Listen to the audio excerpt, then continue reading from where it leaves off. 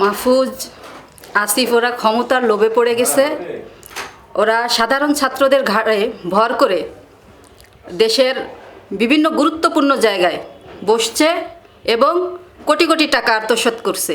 সেই লোভ সামলাতে না পেরে যে যখনই দলীয় সরকার নির্বাচনের মাধ্যমে একটা দলীয় সরকার আসবে তখন এই লুটপাট থেকে তারা বঞ্চিত হবে, যার কারণে মানে ক্ষমতাকে যে কোনোভাবে অপব্যবহার করার জন্য তারা উঠে পড়ে লাগছে। তাদের কোনো দলে নেওয়া উচিত না এবং সাধারণ ছাত্ররা যাদেরকে আজকে ক্ষমতায় বসাইছে তাদের অবশ্যই এই আসিফদের মাহফুজদের বয়কট করা উচিত। নির্বাচন করতে দেওয়ার সুযোগ দেওয়া উচিত না, কিন্তু এখন যদি ওই যে এনসিপি আছে ওই ধরনের কোনো জায়গায় যদি লেজুর বেঁধে তারা কিছু করতে পারে, তাই ছাড়া অন্য ভালো কোনো দলে বা বড় কোনো দলে তাদের কোনো সুযোগ হবে না। আসলে বিএনপির এখনও এত বড় দুর্দিন আসে নাই যে যারা দুর্নীতির সাথে জড়িত এবং বিভিন্ন অকারেন্স করে বেড়াচ্ছে, এখনই এই মুহূর্তেই তাদেরকে নিয়ে সরকার গঠন করতে হবে বা দল গঠন করতে হবে। আমাদের অলরেডি প্রত্যেকটা আসনেই 7 জন 8 জন করে মানে এই নমিনেশন নেওয়ার মতো, নির্বাচন করার মতো ব্যক্তি আছেন।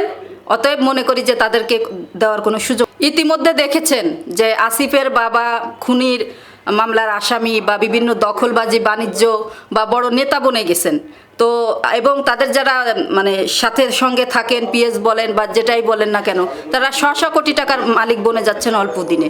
অতএব তারা এখনই দুর্নীতি করতেছে এবং ভবিষ্যতে তো আরও বেশি করবে যদি সুযোগ পায়। এরা যখন 5ই আগস্টের একটা গণঅভ্যুত্থানের মধ্য দিয়ে নতুন কিছু আমরা আশা করেছিলাম যে নতুন বাংলাদেশ দুর্নীতিমুক্ত থাকবে, নতুন বাংলাদেশে আমরা স্বাধীনভাবে চলাফেরা করব, নতুন বাংলাদেশে ছিনতাইকারী থাকবে না।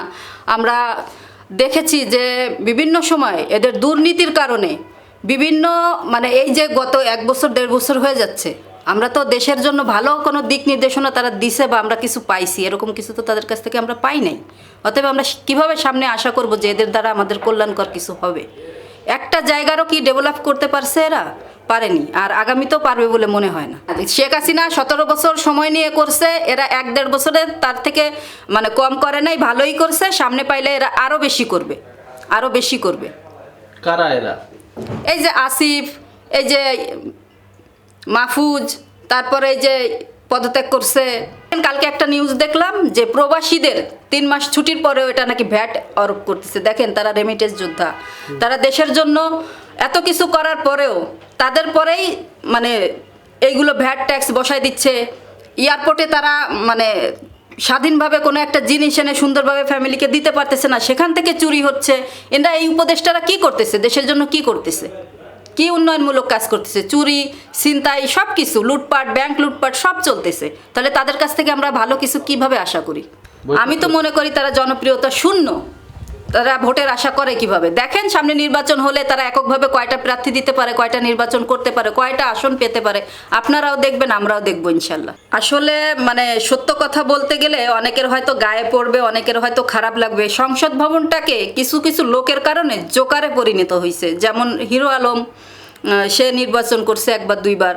তো এরকম মানে রিক্সাওয়ালা যে সে ছোটো মানে তার পদমর্যাদা নিয়ে আমি কখনোই কথা বলি না, কারণ ছোটো কাজ যারা করে তাদের জন্যই আমরা বেশি ভালো থাকি, আমি এটা মনে করি। তো তার পদ নিয়ে কোনো কথা না, কিন্তু কথা হচ্ছে যে একটা মানে উপযুক্ত ব্যক্তিকে দেওয়া উচিত, যে যার কার সাথে কার পাশে কারে দিচ্ছি তার গ্রহণযোগ্যতাটা কতটুকু, এবং এটা হাস্যরসের জিনিস না হয় সেই বিবেক বিবেচনা করে সব কিছু করা উচিত। কারণ মির্জা আব্বাসের মতো একজন বর্ষিয়ান প্রবীণ নেতার পাশে ওরকম একটা লোক নমিনেশন দেওয়া, এটা নিছক হাস্যকর একটা বিষয় বলে আমি মনে করি ব্যক্তিগতভাবে।